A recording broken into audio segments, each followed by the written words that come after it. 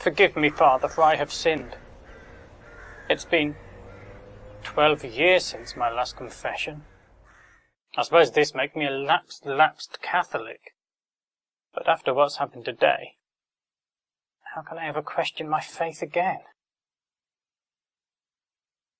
I tried to kill myself today.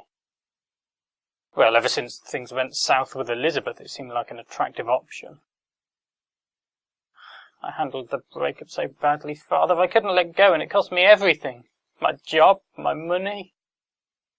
I'm in such horrible debt, it's a real mess. I don't know what to do anymore. There was nowhere else to turn. And so there I was, looking down from the white cliffs of Dover, at the waves crashing against the rocks and thinking, why not? It'd be over so quickly. Even so, I stood there for 2 hours trying to think of some reason not to jump. I thought, if I can come up with the slightest justification for why I should live, any minuscule contribution my existence is making to the world, then I'll turn around and go home. That shouldn't be too difficult, should it? To identify some slight respect in which my continued presence on earth will benefit someone besides shareholders in Carling Black Label. But all I could think of was more reasons to jump. After a while, this guy came along and tried to talk me out of it. He was all, think of all the people who miss you. He's going to miss me. Not Elizabeth, she wouldn't give a fuck. Sorry, Father, she wouldn't give a monkey's. Don't get me wrong, there were people who care about me, plenty of people. My mum? Plenty of people. But Elizabeth's the only one that means anything. If I thought she'd shed a single tear at the news, that would have been enough. If I thought she had the slightest preference that I remain alive, I'd never have been standing there. But I'm long past pretending she cares whether I live or die. And if she doesn't care, nor do I. So this guy's saying all this stuff, going on about how there are no problems that can't be solved. Yeah, right. And how the world's so brilliant, like he's channeling Louis Armstrong or something. Fair play to him, he's just saying the first thing that comes into his head, desperately trying to keep talking, like I wouldn't be so rude as to kill myself while he's in the middle of a sentence. And I'm just feeling sorry for him and thinking, maybe I should get it over with, put him out of his misery. And then I sensed that we're not alone. So I look around, and there were these kids standing there on the path, holding up their phones, filming. Go on, jump! One of them shouts, and it makes me sick. This kid, he can't be more than 12, goading another human being into taking his life just so he's got a funny video to show his mates. And this guy's rambling on about how I should never forget how kind and compassionate people can be, and I'm thinking, yeah? If people are so compassionate, how come these kids are so keen for me to jump? And suddenly, I felt nothing but contempt for the human race and shame to be a part of it. And it seemed impossible that this species would ever show me any sympathy for the mess I've made of my life. And I knew then that I was doing the right thing. I jumped. I think the guy tried to grab me, but he was too slow. The fall kind of lasted more than a few seconds, but it felt almost balletic. The rocks drifting towards me, the waves dancing against them, and I was terrified because I knew how much it would hurt, however briefly, but I never regretted my decision. This way all my problems were over. I watched the rocks drifting towards me in slow, fast motion, and I welcomed them, and the death that they would bring. And suddenly I was under water, and I thought, Shit, sorry, Father. Drat. I missed the rocks. And that wasn't possible because there was just this unbroken stretch of jagged rocks right along the coastline.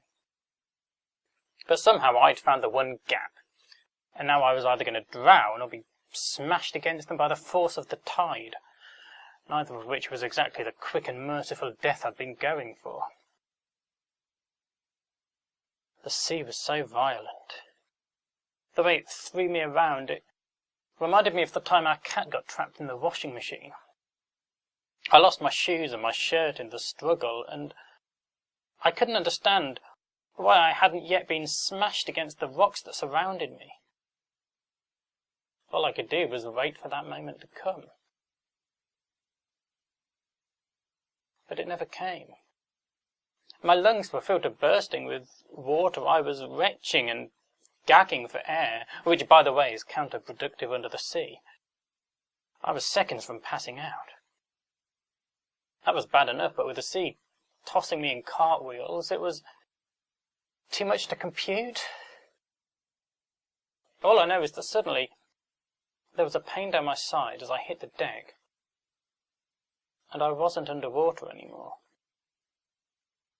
But I didn't even have the energy to evacuate my lungs, and I thought I was going to drown on dry land. Somehow I found the energy, and I coughed and spluttered and gagged for breath for a long, long time before I thought to look up and find out what had happened to me. I'd washed up in a cave. I don't know how. I looked back out at the rocks, my shoes and shirt now dotted across them. There was no way anyone could survive that fall. It was a miracle, I'm certain of that. Enough to find my faith again at any rate. God had saved me. Or had he? The cave opened to the sea, and I didn't fancy hanging around to drown when the tide came in. I had to find another way out. With a bit of exploring, I discovered an opening in the rock face that turned into a tunnel. I didn't know if it would lead anywhere, but I wasn't exactly spoilt for options, so I stumbled along it in the darkness. I was walking for an hour or more, I swear, totally blind, feeling my way along the rock face, further for all I knew into the earth. And then finally, daylight. A thin shaft of sunlight came down from above. Apart from that, I'd hit a dead end, so the alternative was another hour of darkness retracing my steps. I managed to wedge myself between the sides of the tunnel, edge upwards to the little opening, and squeeze through. I came out on a tiny secluded cove, a mile or so up the coast from where I'd started. I found a little path up to the cliff top. My first thought was that I needed a new shirt. I stole this from someone's washing line. You'd better give me a few Hail Marys for that. In fact, you know what? There's going to be a whole load more sinning before this is over. Just start me a tab. Yeah, I started walking back towards the cliff, thinking I'd make another attempt. Well, why not? Nothing had changed. Except, as I walked, I began to realize everything had changed. I remembered the guy on the cliff top, the kids filming the whole thing, my clothes dotted across the rocks. What I'd done was, entirely by accident, I'd faked my own death. Well, they wouldn't find a body, but no one could survive that fall, not without a miracle. Well, it wouldn't bring Elizabeth back to me, but it wiped out my debt problem at a stroke, and that was half the reason I was killing myself, so I thought, maybe I shouldn't be too hasty to try again. So I came here instead. Should I have another go? I'm beginning to think probably not. But I can't go back to my old life either. So the big question is, what the hell do I do now?